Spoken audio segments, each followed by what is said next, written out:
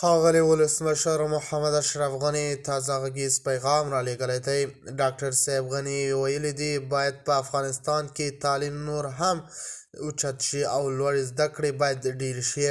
هغه ویلي دي افغان نجونې او ښځو ته د تعلیم برخه زمینه برابره شي او کنه افغانستان به ډېر شاته ولویږي. هغه ویلي دغه په حدیث کې هم راغلی دی. د خرابات ټي وي چینل درنو لیدونکو سلام، ستړي مشئ، وخت مو بخیر. هیله لرم چې جوړ او روغ به یې. په سر کې یادونه کوم که خرابات ټي وي چینل مو نه وي سبسکرایب کړئ، په درنښت سره خرابات ټي وي چینل سبسکرایب کړئ. ښاغلي غني د خپلو خبرو یوه عمده برخه په افغانستان کې د تعلیم او لوړو زده کړو د ځانګړې و او ټینګار یې درلود چې باید د زده کړو زمینه برابره شي. هغه وویل آیا حدیث مبارک نه دی چې وایي د علم لپاره چین ته ولاړ شه چې هغه وخت کې د دنیا پیله وه.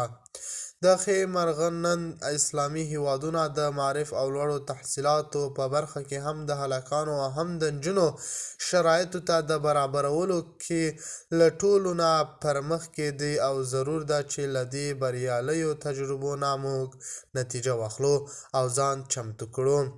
د طالبانو حکومت له واک ته رسېدو راهیسې له شپږم ټولګي پورته د نجونو ښوونځي تړلي او وایي چې په دې اړه لا هم په دې بحث روان دی چې څنګه د دوی په خبره د نجونو تعلیم لپاره ښه فضا برابره شي.